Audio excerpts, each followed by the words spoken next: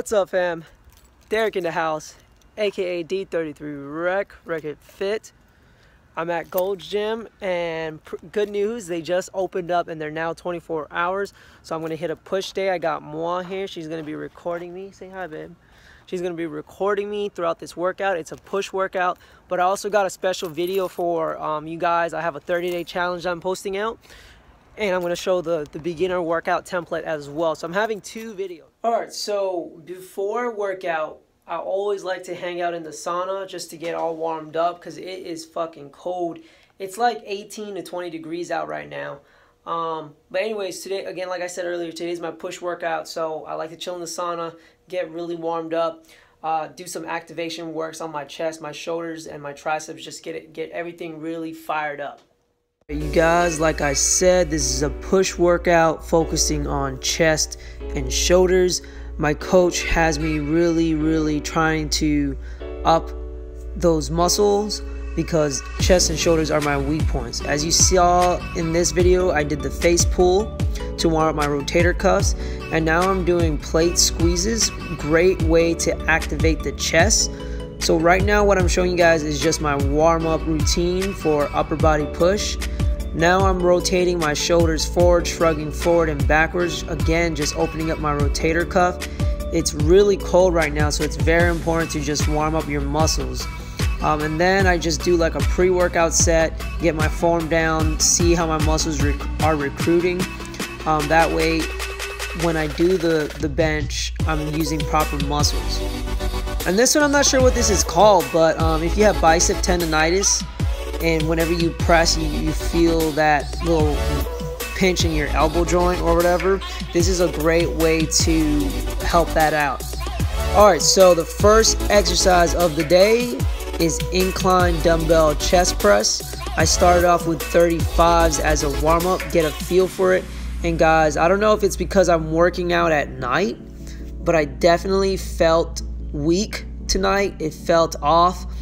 So I try to push it, but I mainly have been stuck at the next level weight that you'll see in this video.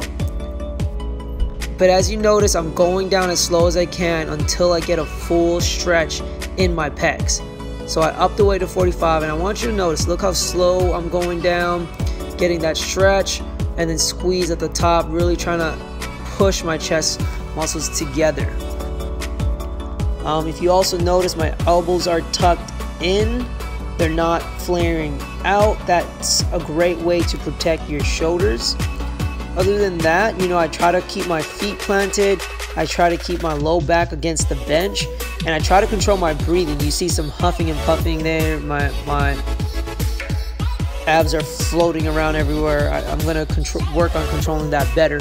But anyways, upper pecs are one of my weak spots. So that's why I've been focusing on doing that more.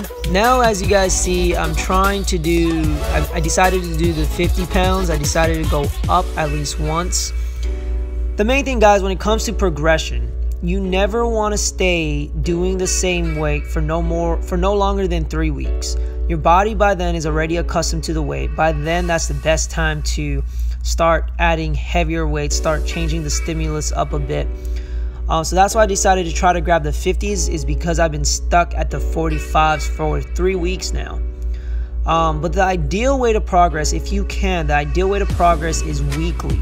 So week number 1, 45, week number 2, 50, week number 3, 55. But not every day not every week you're gonna have a good week like that. There are gonna be times where you can't progress, you can't go heavier. That is why you never want to stay at the same weight for no more than 3 weeks.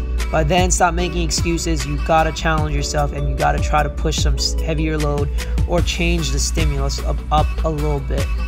Okay, next exercise is the seated dumbbell shoulder press.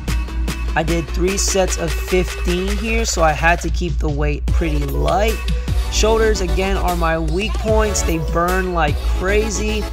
The way I like to do this is I keep my elbows in. Keeping your elbows in, what it does is it helps you increase the range of motion when you go down, right? If you notice, most people do this with their elbows flared out. Number one, that can cause injury. Number two, you don't have that much range of motion. So So keeping your elbows in will increase the range of motion and just make this exercise a little bit harder. And it keeps your shoulders safe. You know, you're able to go through the full range of motion without hurting yourself. So again, I did 2 sets here. And ideally when you do this, again, elbows are tucked in, not flared out. But you wanna, the best way I can say it is squeeze the gap between your shoulders and your neck in a sense. Right? That's how you know you're fully locking out. And then it comes to the elbows.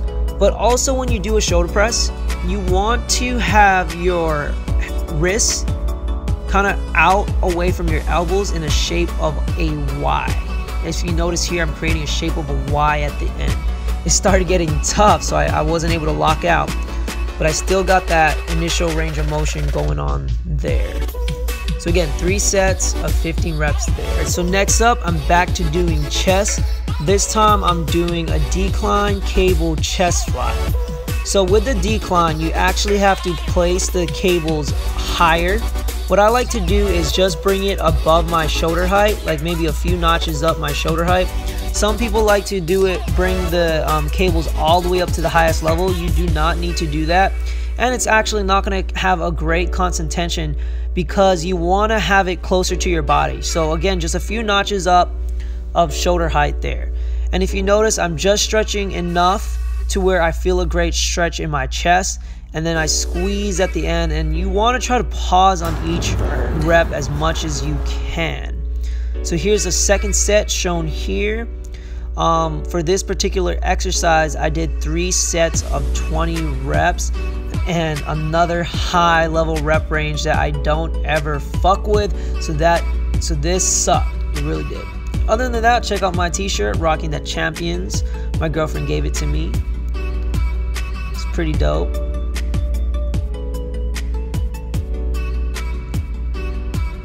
But yeah, so 3 sets of 20 reps on this, and then we went back to doing shoulders again.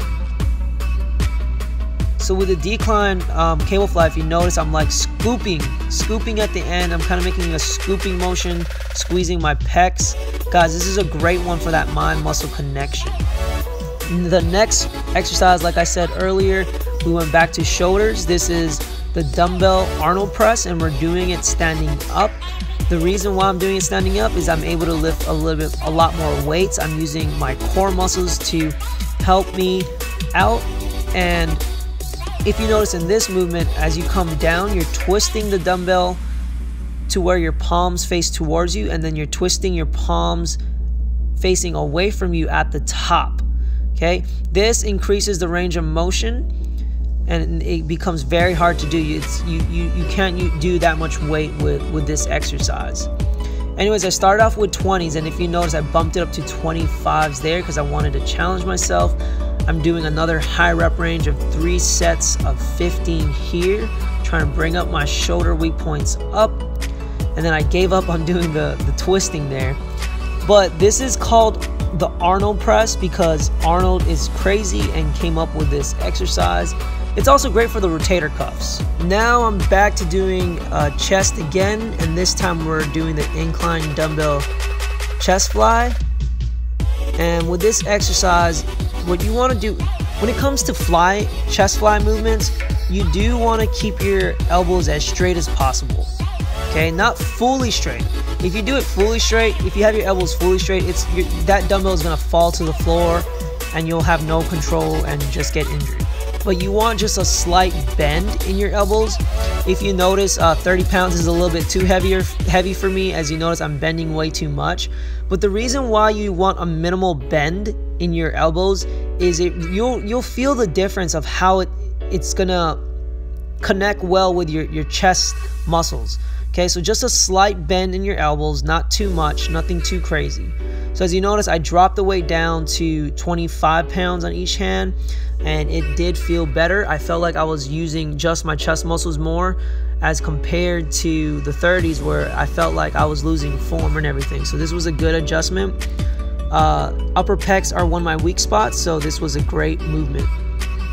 The next exercise here is the cable rope upright row.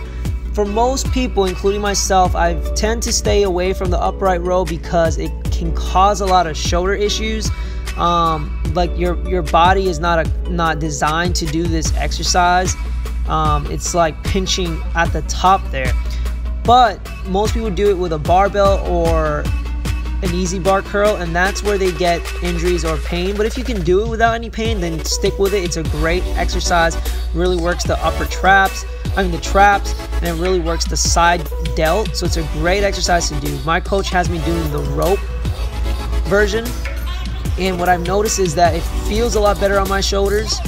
Some people also like to do a dumbbell upright row, which is again a lot safer on the shoulders. Find what works best for you.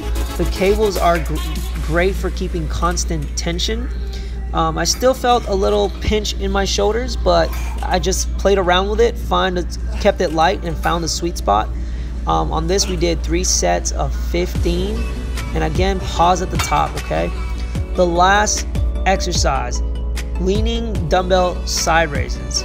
This one was pretty tough. We did 4 sets of 20 reps. I kept it at 20 pounds the entire time. If you notice with the dumbbell, I'm holding the dumbbell at the very end there. What that does is when I bring the dumbbell up, my elbows, it's easier to have my elbows higher than my wrists, and that's what you want when you're doing side raises. Most of the time, if you're a beginner, you'll notice that your wrist is a lot higher and your elbows fall down. So holding the dumbbell at the very end and twisting it up really helps keep the elbow up high. So you want to try to use this movement with your elbows, not really your hands, not your wrists. Just raise those elbows up high, keep your hands and wrists down lower. Alright you guys, well I hope you guys enjoyed that video. That's it on this series. Now I'm going to record a beginner workout video on this challenge that I'm doing.